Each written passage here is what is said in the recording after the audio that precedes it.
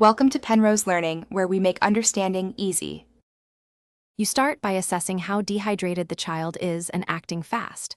Look for dry mouth, fewer wet diapers, sunken eyes. If any are present, begin oral rehydration solution immediately. Give small, frequent sips, about 50 to 100 milliliters every half hour, and avoid fruit juices and soda that can worsen stool frequency. Continue breastfeeding or formula because withholding milk can make recovery slower.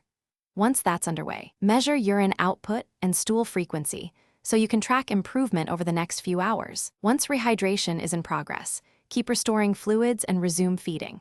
You want to offer bland, easy-to-digest foods like rice, bananas, and toast in small, frequent portions because continued nutrition supports gut healing. For infants, keep breastfeeding or formula on demand and use a spoon or cup for ORS if necessary to avoid gagging. Make sure to monitor for red flags, high fever, repeated vomiting, blood in stool, or severe abdominal pain, and write down times and amounts to report to your clinician if things worsen.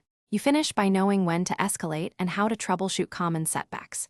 If fluids are refused, vomiting is continuous, the child is listless, or urine output drops sharply, seek urgent care because Roman IV fluids may be needed. If your clinician advised zinc, give the appropriate dose daily for 10 to 14 days to shorten episode duration. If symptoms worsen despite ORS, prepare to go to the clinic. Bring a log of intake and output, recent vitals if available, and any medications to help clinicians act quickly. Thanks for watching. If this was helpful, leave a like and consider subscribing. See you next time.